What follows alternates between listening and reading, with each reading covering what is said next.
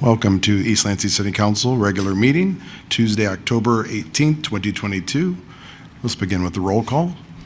Councilmember Babcock. Present. Councilmember Brookover. Here. Councilmember Watson. Here. Mayor Pro Tem Gregg. Here. Mayor Bacon. Present. I'll look for a motion to approve the agenda. I move we approve the agenda. Second. Moved and seconded. Any discussion? Hearing none. All in favor? Aye. Opposed? Motion carries. Item 1.3. Thank you. Item 1.3, approval of the minutes and the closed session minutes. City Council discussion only meeting, 11 October 2022. Regular council meeting, 04 October 22. I'll look for a motion. So moved. Second. Moved and seconded. Any discussion? Hearing none. All in favor? Aye. Aye. Opposed? Motion carries. Item 2.1, all written communication received by council are posted to the online agenda packet. That's all communication received before 4 p.m. in the afternoon. Next up, I take communication from the audience. If you're going to come to the podium and speak, please fill out one of the blue slips at the podium for the record. Step up. And if you haven't filled one out, just state your name for the record as well.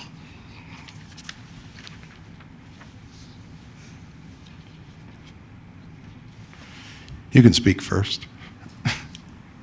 I don't, if there's anyone else who needs to speak, I'm willing to go later. You're up. Go ahead. Oh, okay. I'll, right.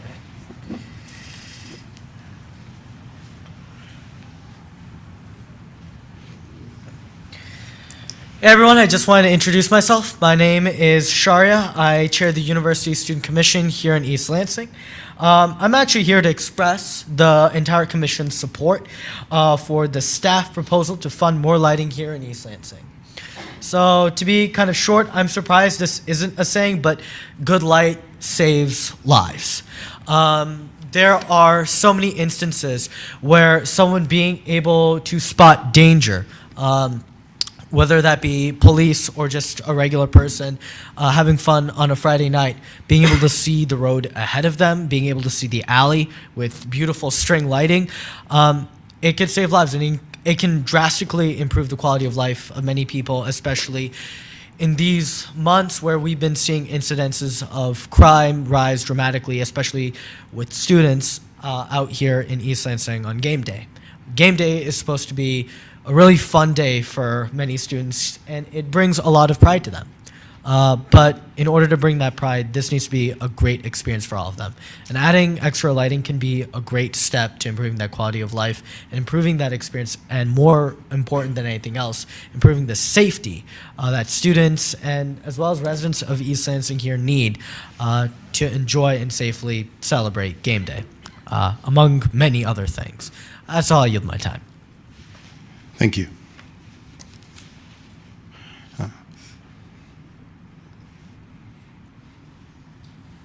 Good evening. My name is Robert Nelson. I'm also a member of the Seniors Commission, formerly of the now defunct Cable and Telecommunications Commission. But I'm here today to address Agenda Item 4.3. The Transportation Commission has proposed something which I think, although well-intentioned, is, well, troublesome, to say the least. We have worked out with the staff a compromise. We would have preferred to have, on behalf of the Senior Commission, preferred to have a solution where there was a drop-off in front of Newman's Loft. There was well marked and was signed, etc. But the solution of the shared lane proposal, we can live with. We don't believe, as Transportation Commission proposes, that the alley should be used for these seniors. We're just trying to find a place they can pick up a cab or a car because they don't have other transportation. So the alley, I believe, is from 8 o'clock to 5 o'clock, full of commercial vehicles. It's very difficult for somebody to get a cab in there, if at all. So we believe the Sherrill proposal is a good compromise, and it should be adopted by the council. Thank you very much. Thank you.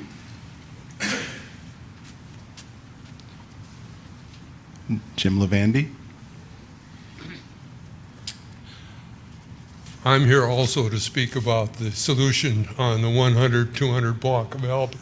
I represent the Age-Friendly Communities Steering Committee. We also believe that the solution that the Transportation Commission came up with is not an appropriate one. In fact, as someone who's worked in the aging area, I'd like to say, don't put us in the alley. We have looked at and we're not going to be meeting till Thursday, so we won't be able to give you our official endorsement, but we have looked at the proposals that you have come up with the city engineer. And they look more viable, much more viable than the alley solution. We'd also like to encourage that you try to keep the plan so that the entrance to Newman Lofts, where the age 55 plus people is near to that entrance as possible. I believe one of the proposals that you have in your packet will address that. Thank you. Thank you.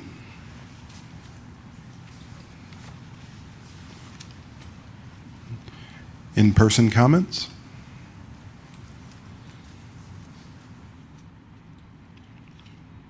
All right. Seeing none. Online? No callers in the queue. Thank you. Communications from the mayor and council? Councilperson Brookover? No, thank you. Councilperson Babcock? Yes, two things. First off, we are holding a public hearing November 1st, and the public hearing has been promoted as a hearing about the Farmers Market Pavilion, which is one thing those dollars can be used for. However, there's a pot of those dollars, $61,000, that, like a pumpkin, or like Cinderella's carriage, vanishes the next day if they're not spent. However, the original intent for that money was for low-income housing. It doesn't have to be used for low-income housing. It doesn't have to be used for the Farmers Market Pavilion. One of the things that it can be used for is sidewalks.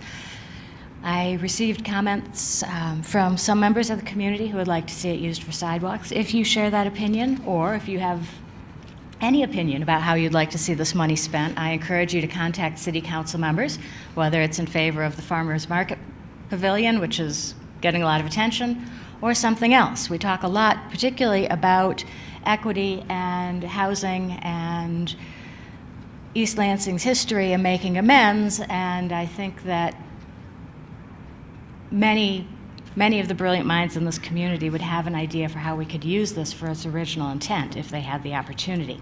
So please consider contacting us or appearing at the public hearing November 1st. My second thing is daylight savings time is coming up, and with that and with Halloween comes a dramatic increase in pedestrian fatalities. And we like to be a walkable community, but particularly also with Halloween. Halloween has I read in Slate magazine, a stark death rate of pedestrians, children. Over 14 years, 54 children were killed as pedestrians on Halloween alone. No other day of the year has that kind of horrible toll. It's because kids are out running around, they're wearing masks, it's dark. I would just ask people to consider reducing your speed generally as we get into the dark months, and particularly, I know this community needs no reminding, but think twice about your plans on Halloween and whether you'll be in a vehicle. Thank you. Councilperson Watson? I wanted to make remarks about Breast Cancer Awareness Month. I was 37 years old when I found out that I had breast cancer, and my anxiety became my superpower because I could have passed on getting biopsied because I was young and there was no family history. And so I just wanted to encourage everyone during this month and all other months to check your breasts, and early diagnosis can mean better outcomes for us. Cancer sucks, and I'm happy to be here today. Thank you. Thank you. Mayor Pro Tem? Yeah, I wanted to piggyback Councilmember Babcock's comment about sidewalks because I saw the same emails come through from members of our community. We do have a sidewalk improvement program, but I also just wanted to clarify that using CBDG money for sidewalks does not preclude the responsibility of the homeowner for the condition of their sidewalks. It means that there's money for the city covered part of those sidewalks, but if you are finding your sidewalk in poor condition, it is actually your responsibility to replace it, as our Chesterfield residents found out when they got the assessments for their sidewalks as we did the Chesterfield sidewalk improvements. So that's not to say that the city is not taking responsibility for the heaved portions that are, city responsibility, but don't wait for the city to replace your sidewalk if you're unhappy with the condition of your sidewalk. That's maybe a little bit blunt, but that is the law. So I'll have something more fun to talk about next week. Last but not least, I will first want to compliment just a massive undertaking today, which I didn't know was going to be a massive undertaking. The opening of Raising Cane's today was absolutely mind-boggling, the power of chicken tenders. And kids wrapped around the building, camped out. It was an incredible experience. Thanks to the community development team for everything you did to make that work out. It was a madhouse, and like nothing I've really seen for an opening, really ever. So excited. I guess they're Caniacs, and hope they keep hanging out, eating chicken, and 20 people got free chicken, I guess. So that's what was the draw. So it was I've never seen anything like it. Secondly, I want to acknowledge the 100th birthday of Henry Nelson. I think this was an incredible accomplishment. I got some beautiful emails on this today, and I just want to make an acknowledgement of that milestone. It's a beautiful milestone, and just incredible. I really hope to see those kinds of numbers. It's just wonderful. And then also want to acknowledge today the 20th anniversary of Alpha Kappa Alpha Sorority here in the East Lansing community, and I have a resolution for them, and then when they get to the end of the consent agenda, I'll call you up and take a picture with the resolution. And thank you for coming out, and the pink and green is beautiful, so thank you guys. I want to thank the city and really all of our partners for just a wonderful homecoming parade, homecoming weekend, and just how everything worked out, from public safety to the city to works. It takes everybody to pull that thing off. It's a massive endeavor from the start, from the parade forward through the game and everything else that took place. And things went very well and have been going very well. So I just want to compliment everybody who's involved in the teamwork that it takes to make that stuff work. Just an incredible Herculean effort by everyone involved. So thank you guys. And it was beautiful to participate. And last but not least, we saw the report where law enforcement was showing a couple guns taken off people, really crispy, clean guns. And kind of what that tells me, the second part of that is it's good to get guns off people who aren't law-abiding. But the second part of that is the guns are stolen. And that's the other half of the problem that doesn't get talked about very often when we talk about Second Amendment rights. It's a right and also a privilege to own a firearm, to properly secure your firearms, and to have them in places where if theft or robbery or multiple people or young people are in your houses, just as many of these problems are caused by loose and unattended to handguns, which is a massive problem. And I know talking to public safety and our law enforcement apparatus that's a lot of these guns they come in contact with are stolen. So that's, you know what the right is. You have to understand the privilege as well of owning the firearm and keeping it properly secured in the community and in the region, because they're not coming from nowhere. So that's just the second look out on that. And just want to thank, finally, just thank the city for really delivering a really successful game atmosphere for homecoming with so many people in town. It was just an incredible outcome. So thank you all so much. Next up, City Manager's Report. Thank you, Mayor. Two items. The first is the CDBG item, actually to address the questions and comments about sidewalks. We actually have to have a slight change in direction because we found a program requirement that makes, I believe, spending money on the pavilion not practical because of an environmental impact requirement. So review. So we're going to have Matt come up and quickly talk about that briefly, what it means for our public hearing in terms of direction.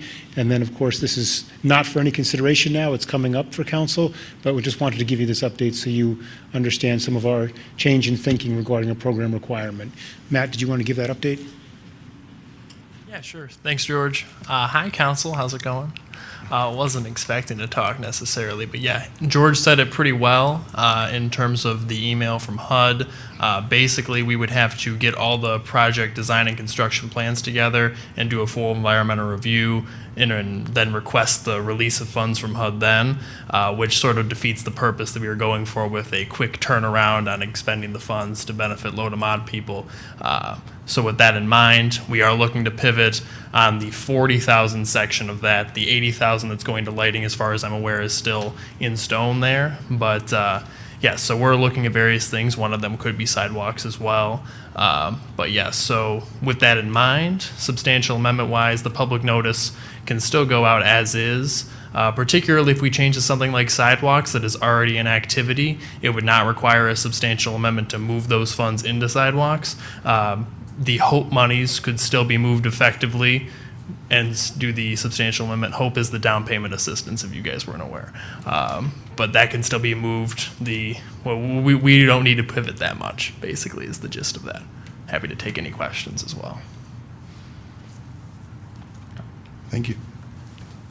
And also, we did have conversations with the Public Works Director about actually trying to expend that money before the deadline. It is a challenge, but we believe we can do it, so that will be a part of the recommendation as well when we come back for the public hearing. Other item I wanted to mention, one more item, was to recognize, not here tonight, but our Director of Human Resources, Shelley Newman. Tomorrow is her last day with the City of East Lansing. She's had a 25-year career with the city.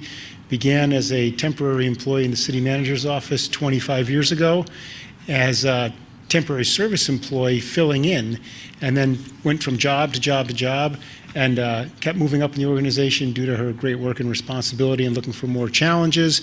And she became the Director of Human Resources about 12 years ago, did a great job for the city, worked really hard on labor negotiations, our healthcare task force, co-chairing that with our unions to save healthcare dollars, and really has been a great contributor to the City of East Lansing overall and a valued asset to us. So thank her for her career.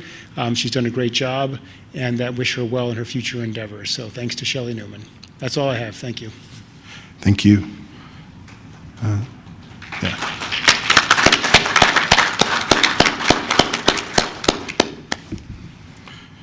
City Attorney's Report. Thank you, Mayor. I do not have a report this evening. Okay. All right. On to item 3, the consent agenda. Thank you, Mayor. We have the following items on the consent agenda for council's consideration. Item 3.1, approve a resolution recognizing October as Breast Cancer Awareness Month. Item 3.2, approve a resolution celebrating Chi Epsilon Omega Chapter of Alpha Kappa Alpha Sorority's 20 years of community service to the City of East Lansing. Item 3.3, approve a resolution honoring Henry Nelson's 100th birthday. Item 3.4, approve a contract with Anderson Fischer and Associates Incorporated in the amount of $172,454 for improvements to Emerson Park and authorize the city manager to sign. Furthermore, allocate an additional $15,000 for a project contingency. Item 3.5, approve a contract extension with PK Contracting for the fiscal year 2023-2024 as-needed pavement marking work and approve a change order in the amount of $50,000 and authorize the city manager to sign. Item 3.6, approve a conditional Class 3 rental license for 3020 Hamlet Circle, allowing up to 2 unrelated persons or a family to occupy the unit. This is a unit located in the Villas of Stratford condominium subdivision, Clinton County. The owner is Asya Vardanova, East Lansing. Item 3.7, approve a letter proposal from Veridis Design Group obtained with competitive pricing through a state purchasing consortium, and authorize city manager to approve a contract for $53,942 for community engagement support, refinement, advancement of the architectural programming and designs for the Farmers Market Pavilion and surrounding park improvements project at Valley Court Park, based on input from the city, community, and other stakeholders in a form approved by the city attorney. Item 3.8, set a public hearing for November 1st, 2022 to consider a substantial amendment to East Lansing's fiscal year 21 Community Development Block Grant Budget. Those are all the items on the consent agenda for council's consideration. I move the approval of the consent agenda. Second. Moved and seconded. Any more discussion? Hearing none. All in favor? Aye. Opposed? Consent agenda carries. Can I have the members of the AK sorority step up? I'm going to take some pictures with your resolution.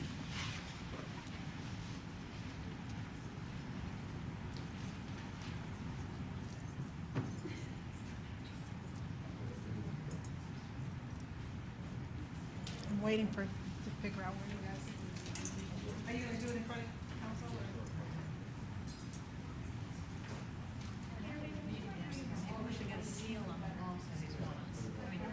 And bring the good chairs over.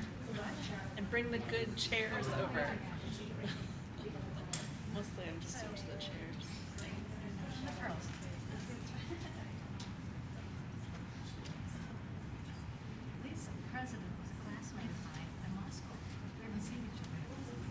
Oh, nice.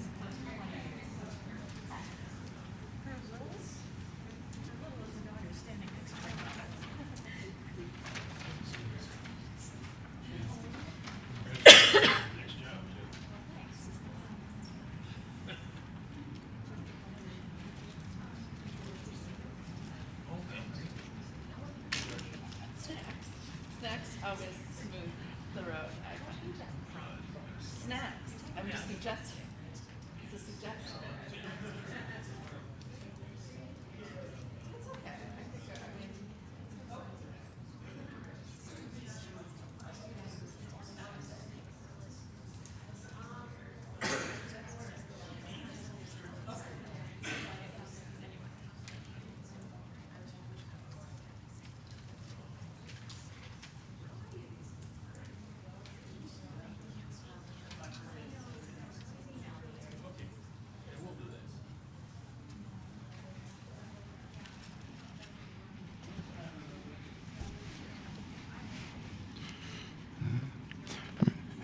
Next on the agenda, item 4.1, update on city's environmental programming, including recent projects, grants, and opportunities. Is this, okay, it's on. I did bring props. I will start with, I guess, I won't say what it is. I'll let you try to make some guesses, and then it'll be revealed in the middle of the presentation. I don't, can I touch it? Thank you, council, for having me. I know we haven't interfaced too much in my short time here with the city. I started in December and just wanted to kind of clue you in on some of the exciting things that we're up to and just loop you in and see if you have any questions and just be available to share what we've been working on lately. And so I know I probably need to move fast, so I'm going to start with urban forestry. Just a general overview of a few different items, and then we can break down into questions also. But 2022, that was the 35th year as East Lansing's, for East Lansing being a Tree City USA. We celebrated with the Arbor Day tree planting at Green Elementary, as we always do. We planted a beautiful oak tree and had a nice turnout of the kids, and Heather Mahano from Parks Department helped out with this as well. I appreciate that. We're on pace for about 110 to 120 plantings. We do 2 cycles of planting in the fall and in the spring. We actually start plantings tomorrow. We picked a batch up from the nursery this afternoon. We're definitely trying to boost those numbers up, but that is what we have done this past year and seems to be on par with years past. But there's a lot of money coming from the Forest Service and from DNR, and we're trying to better position ourselves to take advantage of some of that funding, and then also just kind of integrate it into our normal budget. There are removals associated with our urban canopy, of course. It breaks my heart every time, I will say. But we only remove trees when they are disease, dying, or a threat to public safety or infrastructure, and we've had the consideration and input from a third-party arborist that we use. And removal is also not it's the last resort, but it's not the only option. We do some treatment as well. We've noticed over the past year that our pin oaks have a tendency for an iron deficiency. So we've since removed that from our approved planting list so we don't run into that in the future, but also are trying to maintain and supplement the soil to keep healthy the pin oaks that we have. That's just one example, but I just want to express that treatment is something that we do consider and do. We also take thoughtful placement and species selection. When we're doing this, we consider the size of the tree at maturity and how that compares to the available parkway airspace in relation to overhead utilities. And the goal is to avoid future conflicts with infrastructure. We see that with the sidewalks. A lot of these trees were planted 80 plus years ago. We have best practices that we adopt these days, we refer to as right tree, right place. So to hopefully over the course of decades, these trees have a chance to grow to full maturity without conflicting with people, property, and infrastructure. Next slide, please. And speaking of removals, we do prioritize our replantings based on the site of prior removals. So lately I've been systematically going through years of removal data to make sure that there's nothing that's been missed. I'm sure there are going to be some cases where that is, has been missed, but we're going through that data and trying to ensure that if there's been a tree removed, we at least offer that to the resident. That is standard practice, but just double checking and making sure, because we often hear from people that they want a tree and that one was coming, so we're just trying to make sure that we are caught up with that. But one thing we want to do is make it a lot easier for residents to communicate with us when there is an issue with a tree. So earlier this year, we put together this tree form or tree concern reporting form online, and I feel like it's very advantageous not only to me, it helps me keep track of things, but also for a resident. They have a record, they have documentation that they alerted the city to this issue. So I think it's better for both parties, and we've had a lot of people take advantage of that and say, hey, there's a tree that I'm concerned about. It looks like it's declining, or there's a branch that we need to take care of. So it's been very successful. And I'm also I've developed and waiting for some review of a resident tree request form. There's a lot of people who want trees, but we want to make sure that they understand the limitations that we have based on parkway width, the watering requirements, and just the responsibility of the city to take care of any sort of removal later on, and make sure that it's communicated that it is in the public space, even if it is in the parkway, and just making sure that that is understood. The intention behind this is not to be like an approval denial. It'd just be, a first come, first served basis based on if it's an appropriate tree for the spot. But just want to make it easier for residents to let us know if they want a tree. And, right now we do have a lot of times where we offer a tree and, people don't want that in their property. So like having somebody who's engaged and really willing to help nurture this tree is something that I think both residents and DPW are looking for. And one thing to improve the urban forestry process, I've recently applied for a DNR grant to develop a standards of practice manual. We don't know if we've gotten this yet. I think it's something that'd be important regardless if there's a grant or not. But the intention would be to formalize best practices for things like distance between trees, distance between a tree and a stop sign, all those types of things that we need to be able to provide to developers, contractors, our own arborist, our staff, just to make sure that everyone's on the same page and clarify some of the ambiguity in the code. And I think this will also be a great resource for residents as well as staff to say, like, here's the best practice. Here's what DNR and arborists say that you should do to help care for this tree. So I'm looking forward to that. On to recycling. So this is one thing I'm really excited about. We've recently implemented a program called Recycle Coach. It is a website widget and mobile application. There's two main components of it. The first one is a custom collection schedule. You can type in your number or your street number, and it'll tell you exactly to your, when your collection days are for yard waste, trash, recycling, the extra days, bulk leaf, all that stuff. I know it can get confusing as a resident myself. I sometimes forget which day is recycling for me, and I look across the street at my neighbor and say, okay, I see the card out, it's recycling day. This can provide, notifications, push notifications, emails, whatever type of contact you prefer, it'll let you know that schedule, or you can just print it out.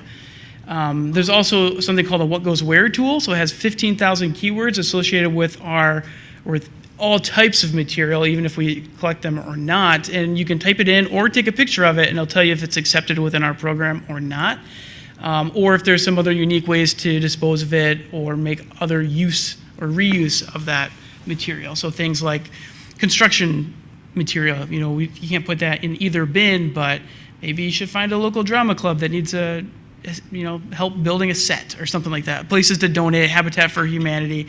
So we're excited about that. But from an operational standpoint, this also provides a lot of, reduces the call volumes that we get because people have the information at their fingertips, even the nuance. We have to keep our educational one-pagers to, it's hard to capture all the nuance of a recycling program in something that's meant to be stuck on your fridge. But there's the extra nuance that we can capture with this.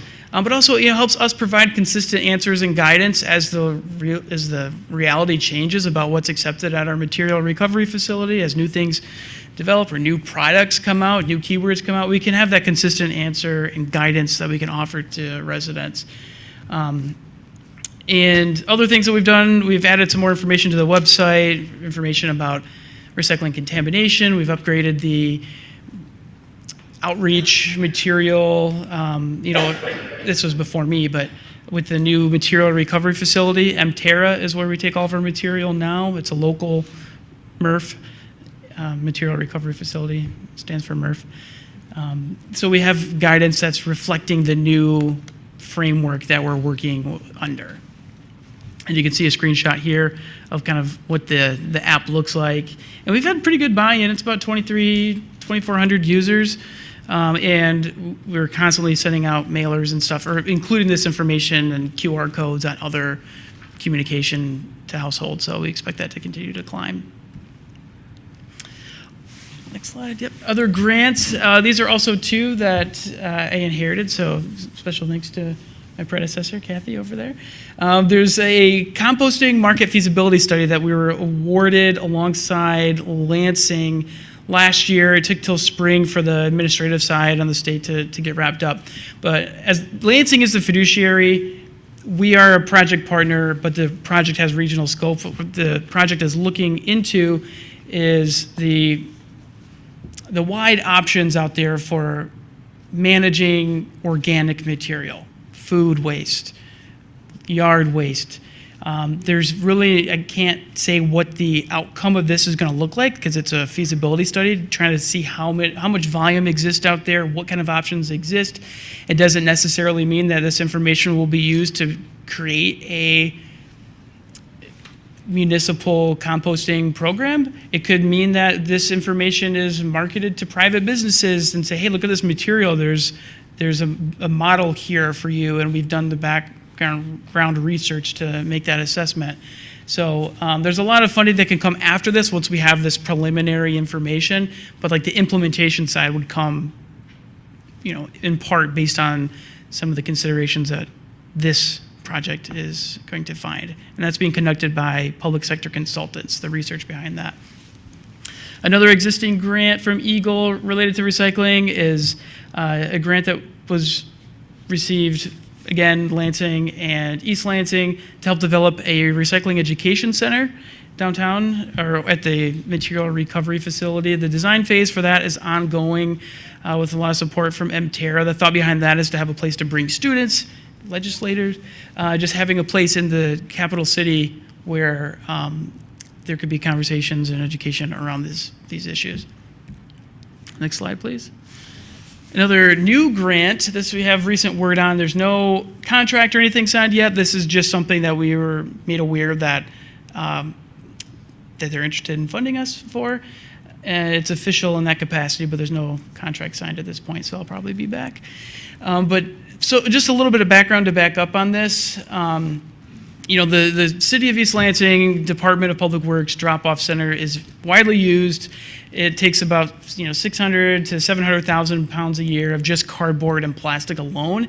And right now the current bin and vehicle capacity requires that we take about 60 to 85 truck trips per month to transport this material, because they're about 20-yard bins, but when you have loose cardboard, TV boxes and stuff like that, it's just light. You're taking a full bin, but it's just light material. And those trips consume a significant amount of staff time and generate estimated 23 tons of greenhouse gas emissions yearly.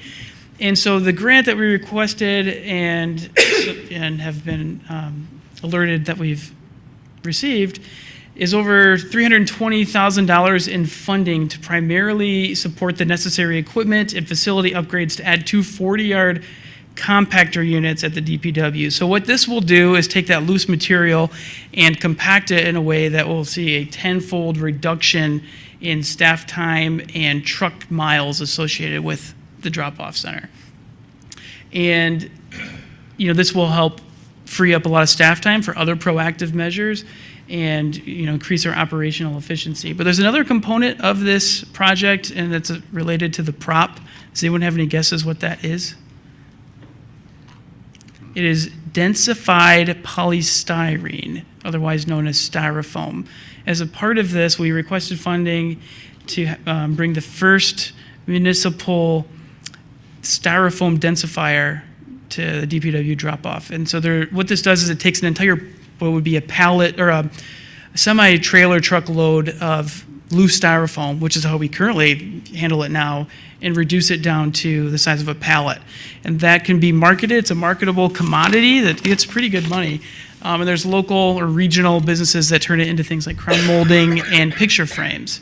And what originally inspired this, beyond those environmental benefits and emissions reductions and all that, was just the operational efficiency, because it'd be a lot easier for our staff to manage, and they're spending, they can spend a lot of time dealing with loose styrofoam. You can imagine how it is in the winter, going out there and pulling things out of bins, and if we can have a process to handle that on site in a more efficient way, this is a concern that they brought to me, and luckily we were able to find a solution. So things are still in the works. I just want to let you know that it's going on. And next slide, please. So recycling contamination, we have a pilot. You may have heard about this. It got some press recently. But to back up on this also, what is the problem with recycling contamination? What's the problem in general? What is recyclable is not always what is accepted at our material recovery facility or any material recovery facility. And we recognize that is very confusing. Something says it's recyclable, it's marketed as recyclable, it has a recycling symbol on it. That doesn't necessarily matter. It's what is accepted and what technology exists at your local material recovery facility to process it. And so there's just a lot of confusion. That's why we're creating these extra resources for people with a little bit more nuance to capture some of that. But that recycling contamination, things that are non-recyclable or garbage and end up in the recycling system, that can spoil entire loads of recycling, because you're taking otherwise clean material and contaminating it. Things like plastic film, bags, all those things we call tanglers, and that can damage equipment and get very expensive. And a lot of these things we could see in the old carts, but now we're in this more efficient automated system. It's more difficult for staff to go out there and say, hey, this doesn't belong, let's throw it out. And so it can be very costly and damaging, and we have a contractual obligation to be at an 8% or lower contamination threshold. And right now, based on stuff that research that we've done audits, manual audits at the material recovery facility, we're over 15%. So what do we do about that? Next slide, please. So traditional methods to address this is very, traditional resident outreach would be very, casting a wide net But for something like this, a targeted approach is definitely more effective and efficient. And traditional curbside audits have been performed, and there's one performed in Lansing this summer. But those utilize teams of people to go out and check every bin multiple times over the course of a few months and assess the contents for non-accepted materials and leave behind like curated outreach material to help provide feedback to residents. But there's a lot of high labor costs associated with that. It's weather dependent. It has, it's not capturing every collection event. So the industry is really moving forward towards automated or artificial intelligence to help identify contamination in the recycling stream, allow communities to provide that real-time feedback to residents, and then use the data that's collected to determine geographic hotspots and also areas where education is mostly needed, areas both physical and geographic, but just topics that seem to be common areas where residents struggle. So in East Lansing, next slide please, we partnered with the Recycling Partnership, Eagle, and Prairie Robotics on the first municipal use of an automated artificial intelligence contamination project. It's the first municipal use of this in the country, so it's getting a lot of attention. 100% grant funded. It's not even reimbursed. They're just covering the cost of this because there's a lot of interest in this type of technology. And so what this is, it's an educational campaign. It's not punitive. These cameras utilize artificial intelligence to identify large, significant contaminants like tanglers, styrofoam, things that can only, styrofoam can only be accepted at the DPW drop-off, but things that can be damaging not only to the equipment, but things that can result in the spoiling of entire loads of clean material. And so to do this, the educational feedback or educational intervention is a postcard to that address that has a blurred out image of the material, so everything that's not the contaminating material is blurred out, and like a reminder of what is accepted in our program, and a link to other resources like the Recycling Coach app to help people improve their recycling habits. And this is also being analyzed by the Ohio State University for the efficacy compared to the manual audits, which happen all around the country, all around the state, all the time, where these teams go out and take a look inside of the carts and do this with human bodies. And like I mentioned before, Lansing did one of those this summer, and so Ohio State, who has an existing relationship with the funders, are doing a statistical analysis to see if this is better, if this is cheaper, if it's easier, if the educational intervention of a letter versus a tag is better. So we don't know if it's necessarily going to, the answer is going to be yes, but regardless, the data that we get is going to make it a lot easier for us to outreach to the community during the duration of this project and beyond. And just to mention, I know I'm assuming there's probably people who would be curious, so it's just taking a picture.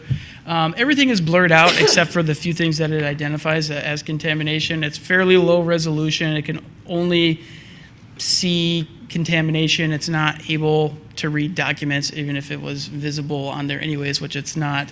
But like every other recycling collection event, we remind people, if there is anything sensitive in recycling, shred it, paper, shred it, bag it, normal rules.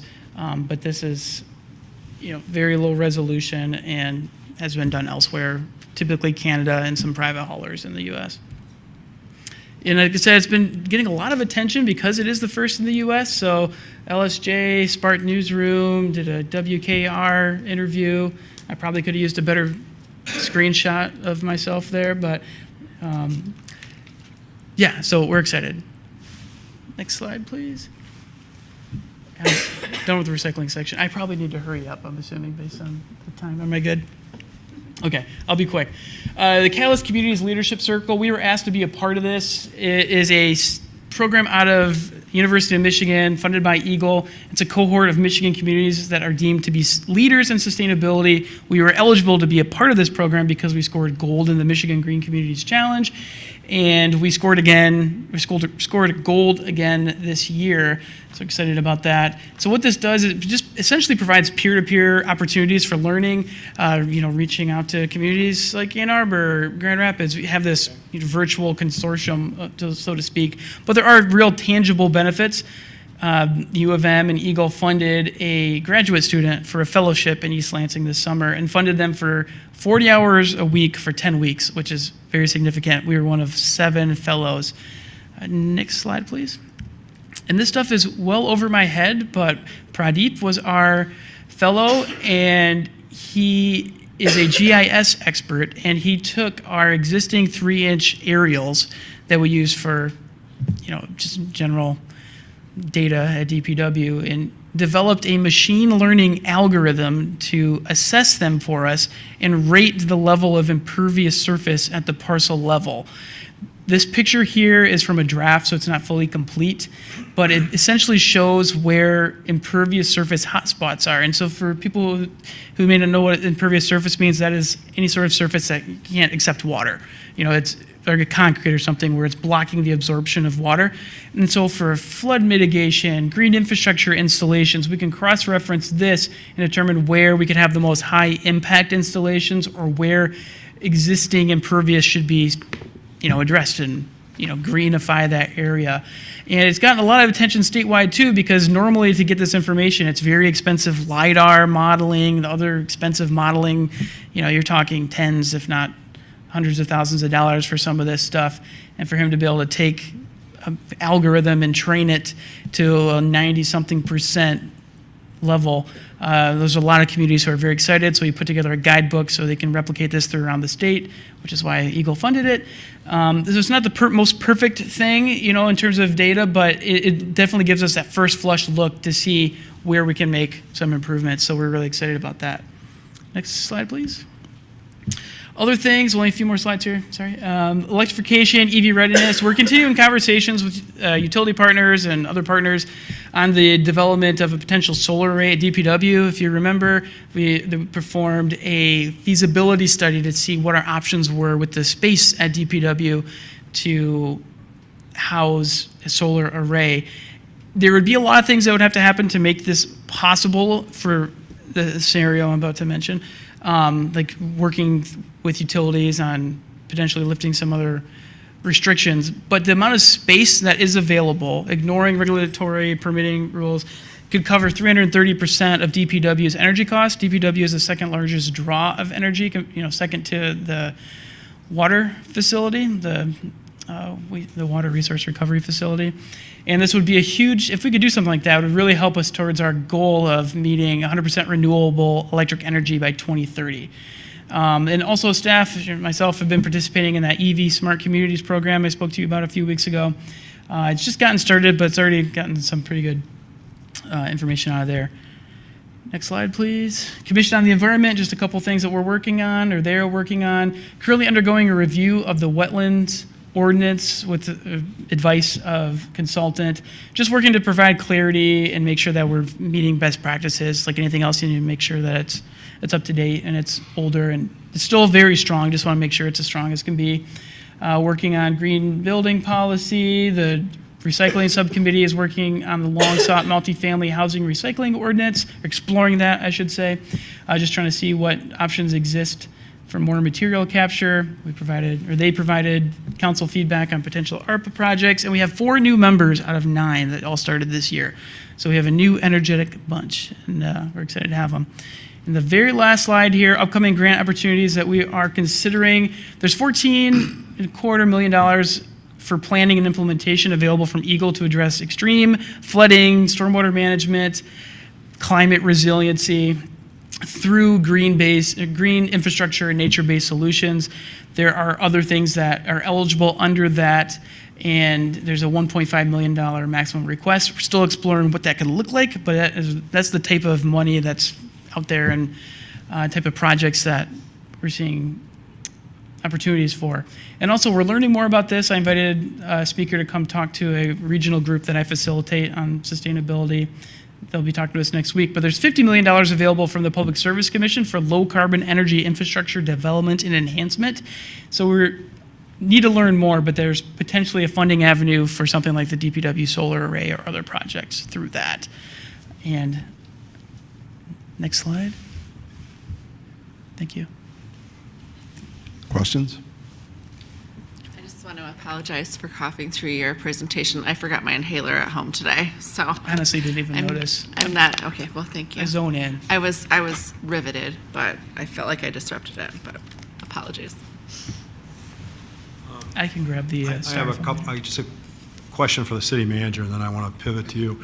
So, did I vote to put cameras on garbage trucks? George? Did we have that come to council, or was that a pilot program we're doing? I don't recall. I was not here for it. I know. Is this on? Yeah.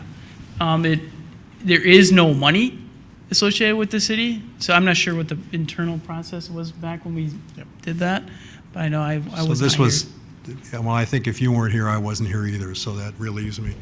So. Well, I mean, I wasn't physically at the meeting. I was involved from the beginning of this project. Okay. Did the Transportation Commission vote on that? Or, excuse me, the Commission on the Environment vote on that? Yeah, they were engaged very early. It wasn't a vote thing necessarily. It wasn't something that went.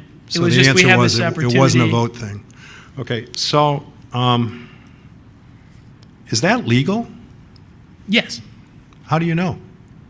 Did This you is- ask the city manager? Well, when you leave stuff at the curb, it's public at that point. So we can have Public Works open your cart, provide some sort of information of whether you're recycling properly, and leave a report back for you, which we do, to try to tell people if there's a contamination. So if people throw rubbish into their recycling bin, they could get a notice back from us saying that that's not recyclable materials, it's actually rubbish, and that they should not do that.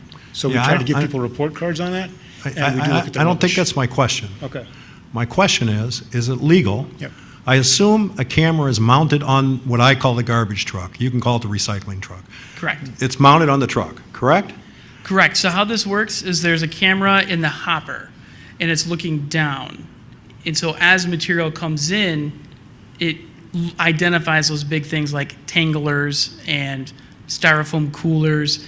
What we can assume with, plastic bags are not allowed. We, through our material recovery facility audits, and just speaking with staff, there are a lot of misinformation. Some people bag recyclables. A lot of people do, unfortunately, use it as a free trash bin. That picture that I showed. Excuse me, I understand all that. Yeah. Okay. I'm saying it's. I have a few more questions. Yep. Okay? And thank you for putting the tree in my front yard, and you did a very thorough job tonight. You're very good at what you do. But I do have some questions. Yeah, certainly. So I want to backtrack, and I think I asked this question shortly after I got elected, but so I guess maybe I want to jump forward. So you indicated you have a contract with, I think it's the Material Recovery Facility, is that correct? Yes, it's MTerra. Okay.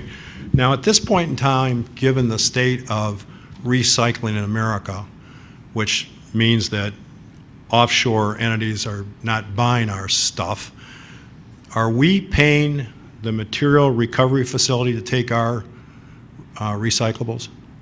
So, yes, there's always a processing fee associated with that, but there is something referred to as a recycling rebate, and so there's a contractually agreed upon, though varying level of revenue capture for the commodities that are sold. It's based on what is referred to as the ACR, average commodity revenue, I believe, is the or annual. Okay, so my question right now is the net cash flow on recycling on an annual basis in East Lansing, is the net cash flow back to the city, or is it to the the recovery facility? It is shared. So if you're referring to, so a good way to put this, I was looking at records earlier today. So let's say if it's about $130 a ton, roughly, this is not exact numbers. Is what we pay? For processing. But out of that, let's say that's $20,000 a month. These are rough numbers. Typically, granted, this is fully dependent on the commodity markets and the value of material, but we would see something like $15,000, $16,000 back of that. So it's not, you could say it is net. It's hard for me to say, yes, it's a net negative because it's a service that's being provided, but the cost per ton processing fee kind of looking at it that way can obscure the value that is being shared with us for that material. I just want to make sure I'm explaining it correct. But You are. It's okay. a very good answer, but I'm just talking about money right now. Yes. I'm not talking about the value of a service, the environmental value of the city. Those are other questions which obviously need to be examined. But the best I can figure out from what you said is the net cash flow for the time period you looked at is maybe $4,000 or $5,000 that we're spending to go to the material recovery facility, correct? For each load. It'd be hard for me to say Okay, well, because those numbers, but it typically, what I've seen in my time here, which it's variable, it's something like 70 to 80% of the processing cost is recovered by rebates. Okay, so who knows that figure in the city? We have the records. I'm just trying. It varies every month because it's related to the value on the private commodity markets. So the cost of aluminum is variable. I understand that, man. Yeah. Okay, so now you talked about loads being rejected because of what some of my clients would call contamination. So when a load that's like one truckload gets rejected, what's the effect on the contractual situation? So this has not come up much, really, I don't think at all, in my short time here. Okay. But per the contract, we would be responsible for, if they've already dumped it and then realized this is full of non-recyclables, to a threshold that could threaten the larger recycling stream of their facility, then we would be responsible to pay for the cleanup of that, which would be like, staff time to sweep it back up, put it in a truck, and then take it to a landfill. And the time associated with that. So that's why, the outreach, contamination, we really want to make sure, regardless if it, of the money, to people who recycle in good faith, want to make sure that their material is actually being recycled. So, but contractually, yes, if there was a situation where a load was so far gone and contaminated, it would be our responsibility. But to that point, we will now know that ahead of time, which is one benefit of having this contamination system, because right now we're be fully reliant on the MRF to say, hey, this is what we saw, this is what we found. But now not saying that they're going to misrepresent that. But right now we could say, hey, the computer triggers say, hey, we have a pretty bad load. Let's not waste our time and go deal with it accordingly. So if it's not a super bad load, they have to handle it, correct? If there's some contamination, but it doesn't rise to a certain level, it's their responsibility under the contract? Yeah, it's hard for us they're not checking that, like I mentioned, we have that 8% threshold. We did, through this pilot, we identified that, at least for those loads, as part of the pilot audit, where we sent a firm to, I guess, the recycling partnership at Eagle, sent a firm to the MRF to take a look and quantify the amount of contamination based on tonnage. I forgot where I was even going. Okay, well, you know what, I would just request. Percentage, yes. Rather than taking up any more time, if you or your director or the city manager, I would like to see the contract that we are currently utilizing, and I'd like to see whatever budget calculations we have for the past historically in terms of what we're paying on an annual basis, what we're getting back, because never mind. And then I guess, George, the other thing I'd like to see is the total budget for this particular aspect of our city services, the gross budget. And then I'd like to know from somebody historically, the last time we went out to bid to the numerous private companies locally who could do this. So, just for a little, to answer that, this was very recent. I believe it was April 21, maybe, that Mterra came on board. And so how this works with Mterra is that we are in an intergovernmental agreement with the city of Lansing. That's how we get a good price. It's a discounted price because there's bulk.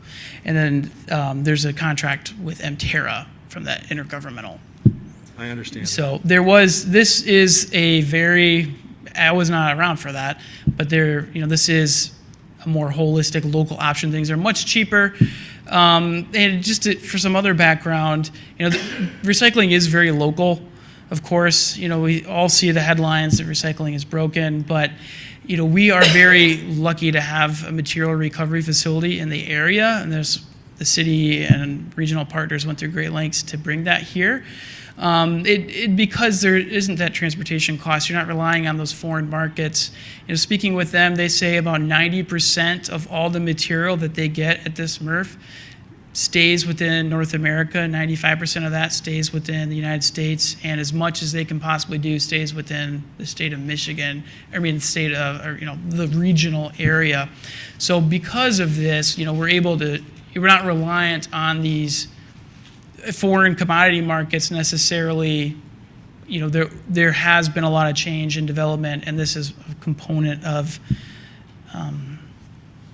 making sure that we have a place for this material and that it's not going too far. One more question. Is our material recovery facility, are the employees union employees? That I don't know. Okay. Thank you. I appreciate your time tonight. And I don't want anybody to misunderstand me. I'm pro-recycling. I'm not pro-cameras on garbage trucks looking in my garbage, but I guess that's another issue.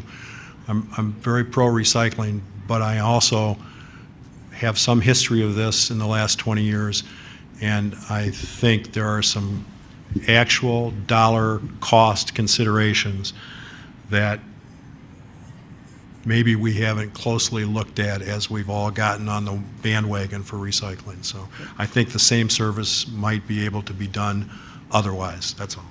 So I'll get this, it's all out of the solid waste fund, and I'll get that information for you. It's the rubbish, it's recycling, it's the yard waste, all under one fund that we pay for out of our millage, approved by council. It's about 1.75 mils or something like that, so I'll get that all for you. Thank you. But recycling does have a cost, and there's no secret to that. It does have a cost, but I'll get that information. Thanks, Cliff. All set? Yep. Thank you. We're good? Is that all the questions? I didn't know where we left off at. Thanks for your presentation. Yeah, I'll just make a comment before you take off, though. I like that you bring money with your issues. Oh, yeah. So I like that a lot. And just know you're popular in the community. You're one of the, I hear your name before I met you, so keep going. Thank you. Yeah. Pick up the prop after.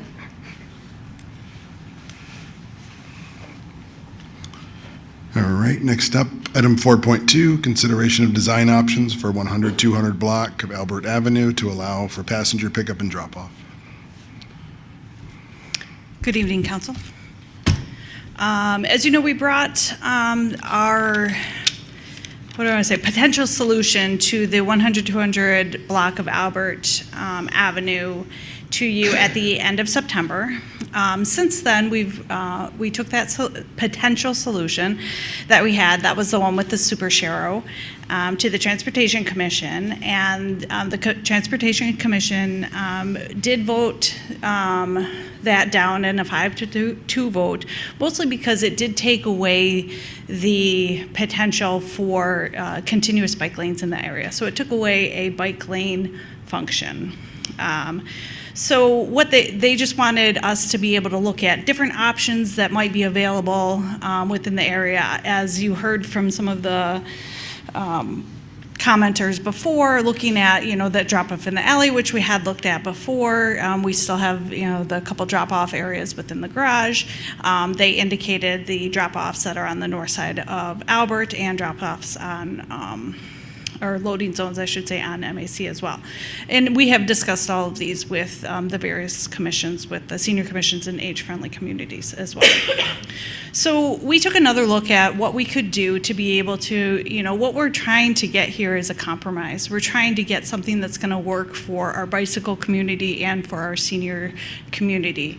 So we took a harder look and, went out there and did a little field investigation. And there are two locations right along Albert. One one is very close to the Newman Lofts drop-off, and the other one is, just down the way a little bit, to be able to just have two separate loading spots. And that would be in conjunction with installing some of the nationally recognized green paint as an identifier of where the bike lane is, and as well as, we'd have loading, loading zone only, maybe even on the pavement, and signs, and a bike box there at Grove. So these are things that we thought would be a good compromise, and wanted to bring those to your attention as well. Tom, do you want to add anything? I guess I would just say that, in addition to the folks that have been mentioned here, this is also considered a benefit, I think, to the downtown in general. However, it will come with, the burden of continued enforcement, and that's just a reality we'll have to continue to monitor and engage with.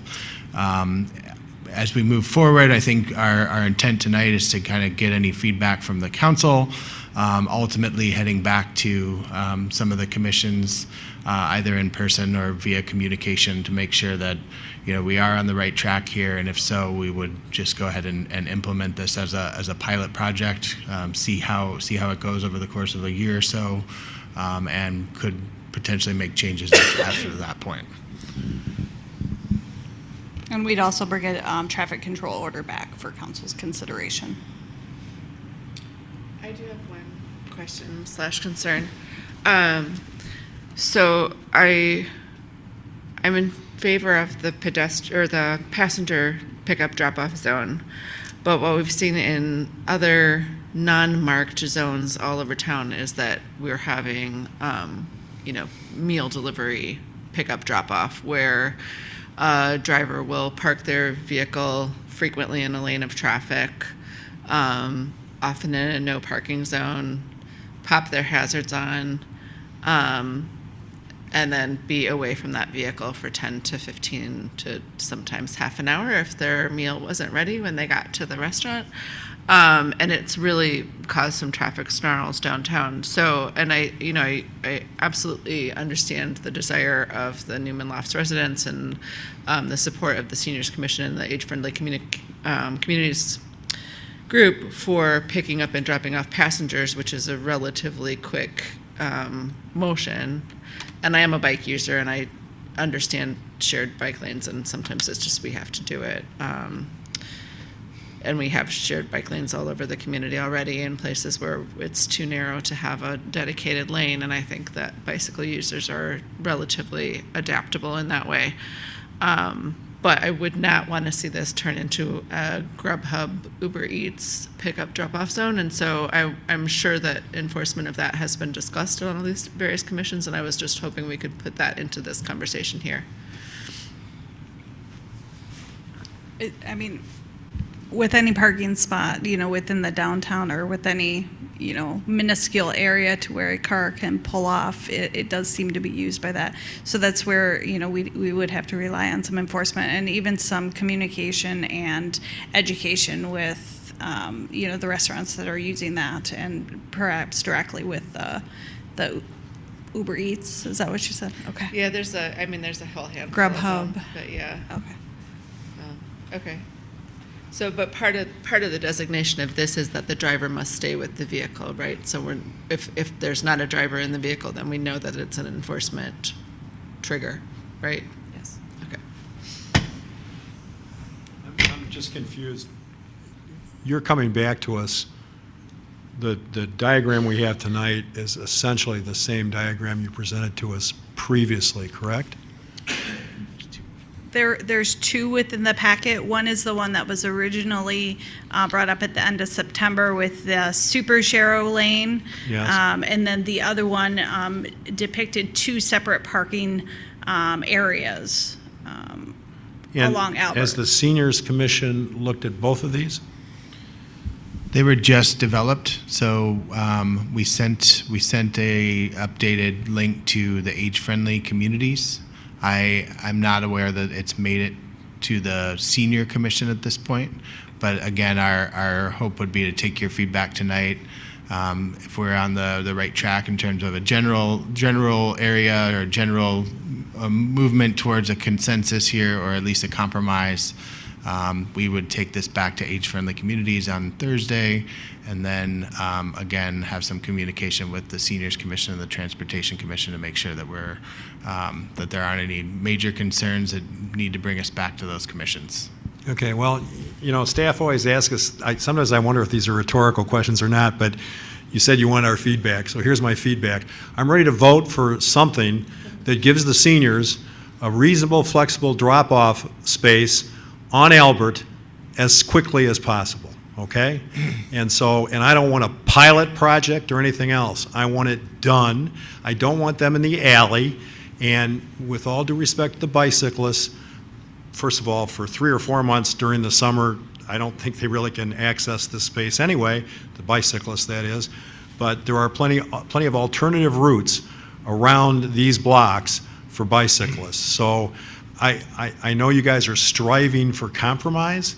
I don't happen to think in this situation there's really going to be a compromise that's going to satisfy everybody. And in this situation, we invited this group of people downtown. We said we wanted them downtown, and in my judgment, we've not done a very good job of accommodating the downtown to those people. And we need to do it, and we need to do it as quickly as possible. So that's my feedback.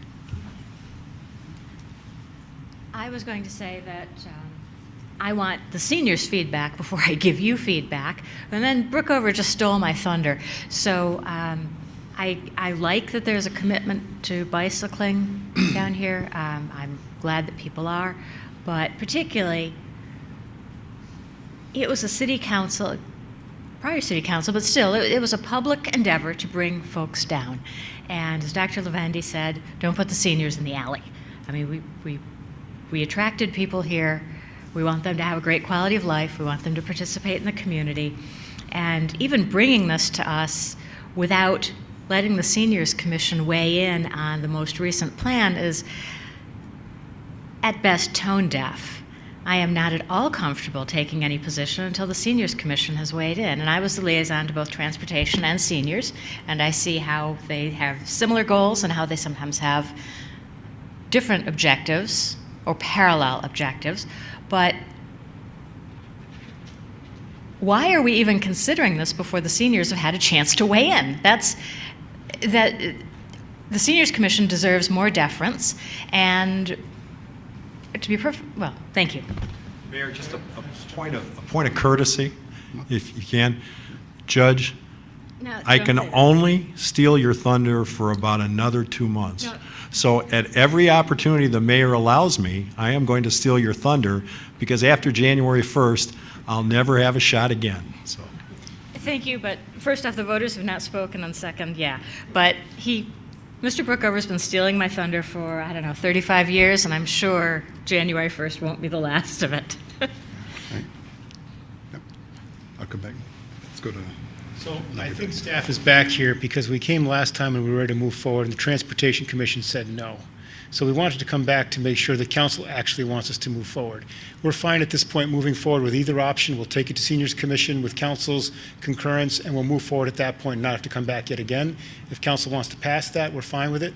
We have a Transportation Commission after council spoke that said they don't prefer that option, so we thought it appropriate to come back to this body to say, do you want us to move forward? Staff is ready to move forward. This is a pretty easy solution here. We can do it. Just nod, and we will take it back to seniors. We'll hear what people want, preferred option, and we'll move forward. Easy to do. Councilperson Watson. Yeah, and just to correct, it's going to be taken back to the 3 commissions.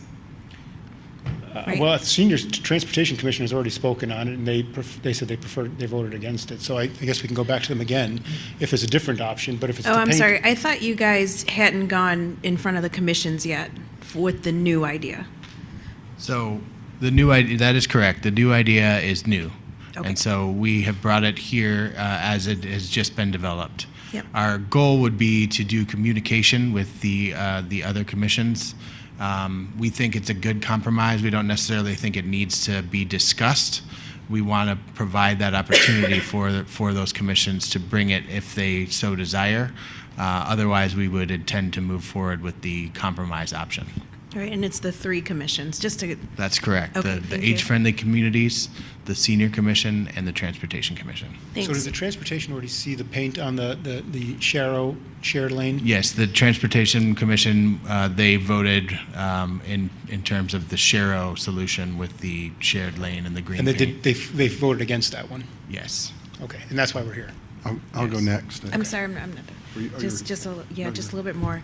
I just appreciate the number for Transportation Commission's recommendations, which is finding a solution that benefits all modes of transportation, not just one.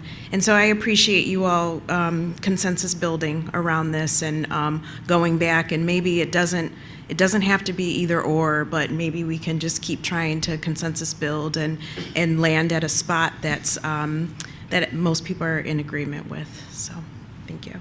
Now I'll weigh in. That was a weird exchange because I'm hearing go faster and be more thorough, which I don't think are sometimes congruent. I think the answer is, so I came away confused from some of that flurry. But yeah, I think build some consensus around that. Clearly, we're not going to come to a consensus on this. With I think the bike piece seems like a non-starter for transportation. So if you're going to move that, you're not going to get a positive affirmation from transportation on that. But I think trying to get as close as possible. I think you've done a good job with trying to balance being expedient and doing all this stuff. That was a lot. So I'd say continue on the path and whatever you need to move it forward. We want to probably get this done before snow flies. So I think that's probably the more speed necessary thing there. So, yeah. Actually, with all due respect, it should have gone to the Transportation Commission and the Seniors Commission before it ever came to us. But here we are. So I would respectfully recommend that we notice up a joint meeting of transportation, seniors, and I believe age-friendly communities is sort of a part of seniors, but perhaps bring them all in, let them have a meeting together, and see what they reach as a conclusion, and then bring it back to council for council's opinion. That'd be my humble recommendation. We've heard different things now. Does council want to give us a final determination? Because we can take this one more time and move forward with a staff recommendation after hearing feedback and get the paint on the ground next month, or we can convene a larger meeting. So council just has to give us direction, because I've heard 2 different directions at this point, and I got to have some clear direction on that. My preference is for speed. I do feel like transportation has very clearly articulated their opposition to having the pickup lane on Albert, and so we can kind of notify them that the conversation is continuing. But to Mr. Brookover's point, and I think that also in respect to the residents at Newman Lofts, it really is the winter that is the worst time for this. I think we've got a couple of people over there who are mobility impaired and rely on transportation, and crossing the street in the summertime is not as big of a problem as crossing the street in the wintertime. And so my preference would be the path that gets us to the solution before the weather turns.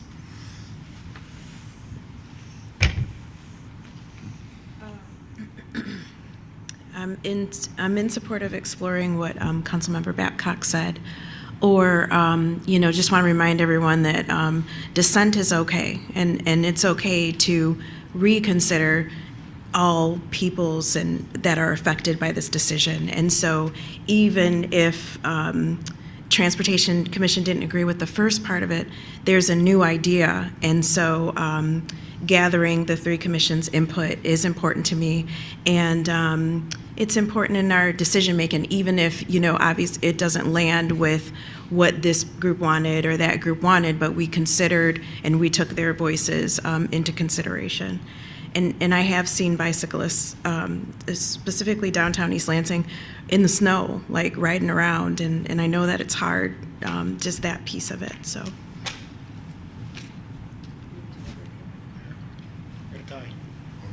That's a tie? Yeah, I think let's get something done before we can't, is my point. It's fine to present what is the timeline if you do this full backtrack? I guess I'd need to know. Convening a meeting of the three commissions, posting. What does that even look like? The next transportation meeting is November 7th, unless we held a special But you'd have to. So meeting. The direction was to convene a meeting of three commissions to come together to talk about this. Yeah. May I ask another question? Didn't Transportation Commission weigh in between meetings? They were given the super share idea in advance of the meeting that it was it was after it was presented at council. So it was shared with them before the meeting that was held on October 3rd so that they had plenty of time to look at it. Because typically the packet is sent out the Friday before the Monday meeting. So it was sent out the previous Friday, that previous week, just so that they had more time with it. Yeah, and so it is possible that they can weigh in, that groups can weigh in if we're on a timeline. To clarify that, Councilmember Watson, individual members can weigh in, but they're subject to the same open meeting requirements that we are. They cannot communicate with a quorum outside of a meeting. Yeah, thanks. But they can weigh in between the meetings, yeah. Individual members can.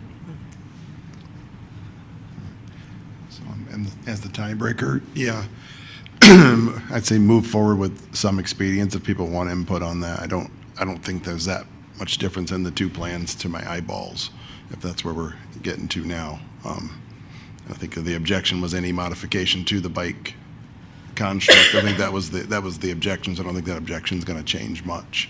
So, yeah, if I'm the tiebreaker, I'd rather get moving on this. Thank you. Thank you. We always know that parking is going to be a big issue when it comes before us. I just didn't realize this was a parking issue. It was disguised. It was a secret parking issue. We should have scheduled additional time. This is its own meeting. Consideration of fiscal year 23 budget amendment for various funds in the combined amount of $3,177,445. Good evening. We have a budget amendment with a couple of different items on here. One of the main items is rolling over our encumbrances from last fiscal year, so some projects didn't get fully closed out. So we rolled those over to the new year to complete, but we don't want to harm their budget. It's a little bit smaller than it typically is because we've excluded the DPW funds, water, sewer, streets. They have large construction projects that we're just kind of waiting out to see whether or not they're able to complete last year's projects and this year's projects, just with known delays in materials and availability of staffing. We'll keep watching that, and we may come with a budget amendment later in the year or at the end of the year if we finally find that we're running out of funds. The other items, there's very few of those items, but we thought it was important to bring those as soon as we knew them. We identified some funds at the end of last fiscal year that we wanted to allocate towards additional pension funding. So we've got $2 million of additional supplemental payments out of the general fund that we were able to allocate from the 22 fund balance while still maintaining that level that we always want to keep in an unassigned fund balance. And the big push on that is making sure that we get some supplemental payments pushed through before December 31st in our next valuation. The market has taken a big hit, and so has our funding level, probably. So we want to offset that as much as we can. So all of our general fund and income tax fund payments, we're going to try and schedule those, not all the income tax fund, about half the income tax fund we're going to plan to do in December, and then add these additional ones that we've got in here. So the big part of the general fund amendment is that $2 million supplemental pension payment. We've got a couple of other items that came up operationally for police, just for safety of officers in the downtown area that needed some attention, and then an appraisal that kind of came up for a contract that we wanted to include in a budget amendment that we didn't have. Then a couple other items and other funds is the income tax fund. We had some supplemental reserves at the end of last year that we weren't able to allocate because I'm kind of constrained by what we've budgeted for transfers out. So I wasn't able to send those additional funds at the end of last year. So we've got about $750,000 that we can allocate out to supplemental pension payment and to the 60-20-20 split to those various funds. And that's basically what the rest of the amendment is to those other funds, is just the income tax offset. I do know that there's a couple of other items that weren't quite ready for this budget amendment, so you may see me again very shortly. Just other things that have come up through our audit and through with our new firm, and then a couple of things that for our labor contracts, we just want to make sure that we're totally covered on, but they weren't quite ready for tonight. So you'll see me again soon. One thing I also wanted to add on, thank you, Audrey, for that, is that the $2 million really is significant, I think, in continuing our goal towards a greater financial sustainability for the city. You know, we've pushed for the past 8 years to put, 10 years almost, to put additional money that we have after a year end to lapse to put into our issues that help the long-term finances of the city, and that's been primarily legacy costs and infrastructure, and this continues that trend. We ended year-end about $925,000 to the good, again, through careful management. We had some positions vacant, but also we've built up a little bit of fund balance and think that the timing is right to put the $2 million payment. That is in addition to the income tax supplemental payment and the general fund supplemental payment. And again, getting it in before December 31st helps our funding ratio for next spring. Questions? Ms. Kincaid, I just want to compliment you on your 2-page summary in your report tonight. I actually understood it. I wanted to clarify one thing because I was kind of thinking maybe there was a president here that I didn't anticipate. So you have a line in here about, excuse me just a second.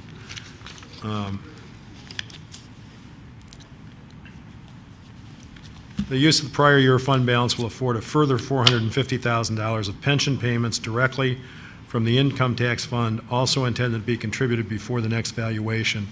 So that's against our legacy cost on the pension. Is that correct? Yes. And what I can't remember, and George, you may have to answer this, I know previously at a meeting we've discussed additional payments. Is this on top of those, or was this already discussed? So that exactly what I just mentioned was there is a general fund payment coming out this fiscal year. There is also an income tax supplemental payment, 2 supplemental payments from different sources that have already been budgeted. This is addition to that. Okay. So we will be at, I'm going to guess, $6.5 million at the end of this year in supplemental payments. Yeah. It varies because the income tax is based on what comes in. So it's hard to have an exact estimate, but we're going to exceed our $5 million goal by quite a bit with this. That's what I wanted to determine. Thank you. Just for my clarification, with the MERS product, obviously it's similar to any other investment product. Are we technically buying low to be high later, or are we just dumping water out of the bottom of our boat? We would hope so. We would hope so. Because I mean, it's a big difference. If the valuation's going to go down, like if we're just dumping, if we're just bailing water, there's a lot of ways to use $2 million inside of a city, and you just take that hit. You know what I'm getting at here, or is this going to make a marked difference in the future when the market's up again? I think it will, yeah. I think it will. I think that's something I'd want all of council to kind of understand better, the mechanism inside of MERS and how that operates better, just so they understand, because we've been up since the previous downturn. This will be our first downturn that we've operated in using these types of funds. So I think that's a little bit more than a curiosity of kind of what this is going to look like as we begin to throw money at this. So I think that our rough estimate puts us in actuarial sciences are obviously very challenging, but we're at 61% funding when about 3 years ago we were at 50% or almost touching below 50%. With this year, we would expect with the supplemental payment to hopefully still be in the high 50s. So I think that we're going to minimize the impact of this significant downturn. MERS does an excellent job of managing our assets and does better than many in terms of down markets or up markets. They protect against the risk. So, you know, it's going to be down. The fund will be down this year.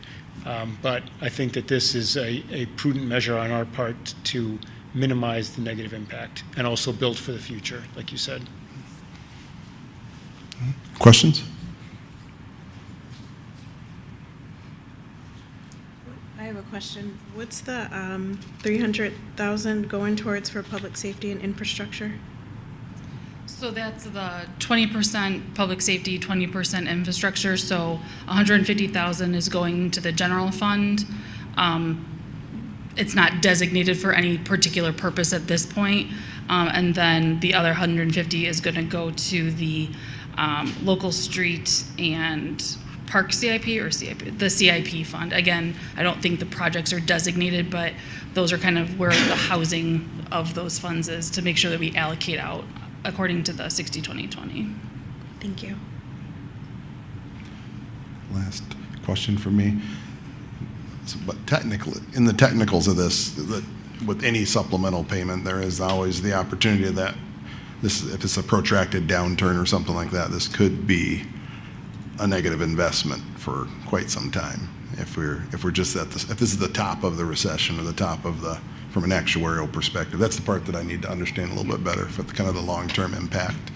Because $2 million is $2 million, and if we're at the beginning of a long downturn and we're actually still buying at the top, that'd be a curiosity for me. I don't think that municipally it really benefits us to question that level. I mean, I think, you know, kind of down that path lies madness, I feel like, you know. We know that we need to put money into our pensions whenever we can and as much as we can, basically. And I think overthinking where we are in a down market is not, I don't know, we don't have the expertise to make that, and I wouldn't want to bring anybody in. I mean, it's like stock market is gambling as far as I'm concerned, but, you know, so I think we know, or I know, I consider my job to be to fund it to the extent that we can when we can, and I feel like that's what we're doing if we pass this tonight.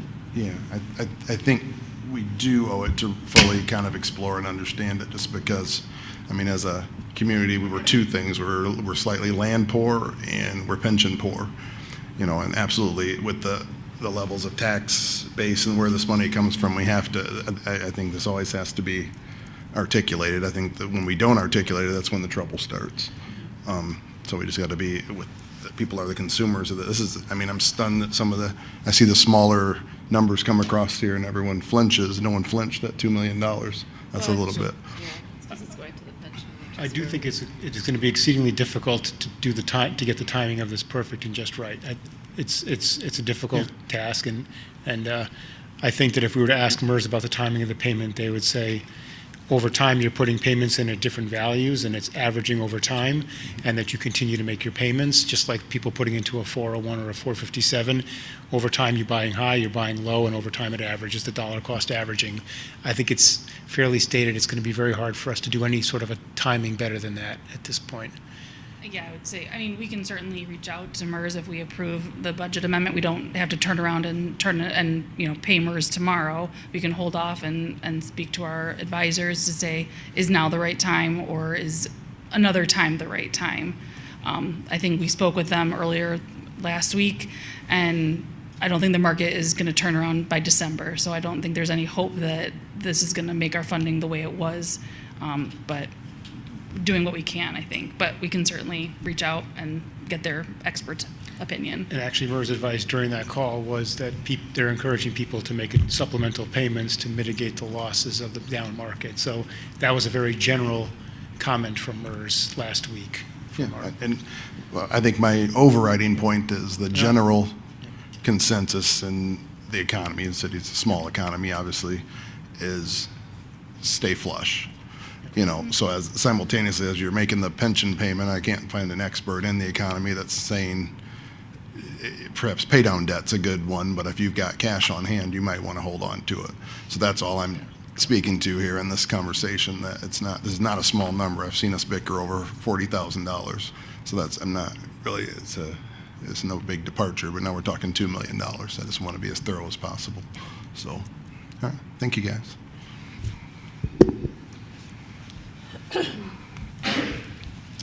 I'll move approval of a fiscal year 23 budget amendment for various funds in the combined amount of $3,177,445 as outlined in Ms. Kincaid's memo.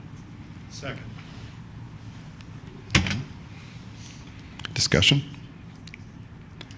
Hearing none. All in favor? Aye. Aye. Opposed? Motion carries. Thank you, guys. All right, next up, item 5.1, City Council requests closed session pursuant of MCL 15.2681A to conduct personnel evaluation of City Manager George Lahanas, who has requested the evaluation to be conducted in closed session. We'll move into, I'll look for a motion on that. So moved. And I'll second that. And yes, it is. Can I have a roll call? Councilmember Babcock? Yes. Councilmember Brookover? Yes. Councilmember Watson? Yes. Mayor Pro Tem Gregg? Yes. Mayor Bacon? Yes.